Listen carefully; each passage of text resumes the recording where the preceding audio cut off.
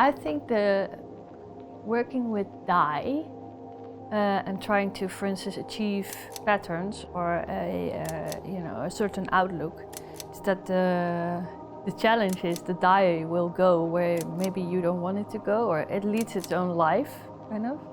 And that's a challenge, but it's also a really nice thing that I can think of something before, but it will never be exactly how you want it.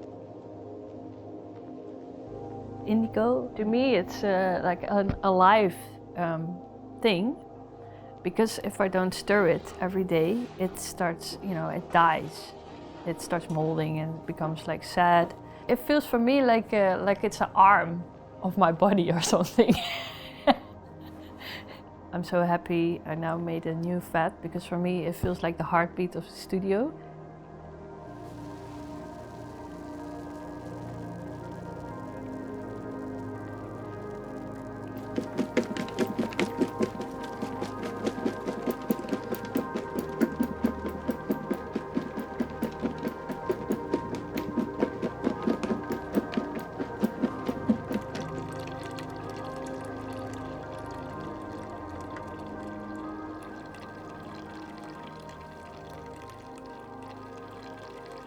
Actually, at the beginning I start with, okay, what do I want to achieve? So what is the outlook that I'm after? And then I'm thinking backwards, and then I'm going to the base, I'm going to the textile actually, because the textile can make such a difference in the color that it brings out. This is the stingy nettle fabric. And it's something that in Japan they use a lot for those kind of things that you walk through when you enter a shop or something,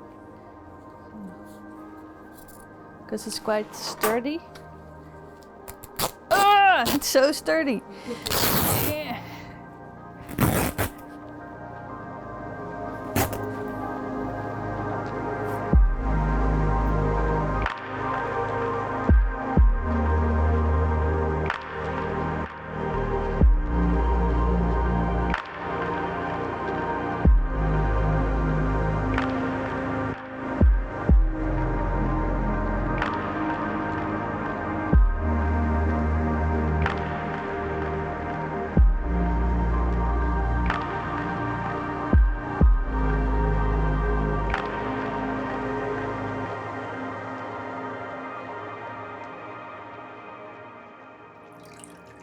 In the end, I'm gonna be able to kind of cut out a piece, and then I'll have like all these colors of the dips. So it's like from 1 dip, 2 dips, 3 dips, 4 dips, 5 dips. I think actually each time still when I see this green and it's so crazy that it turns into blue, I think that's kind of still my addiction.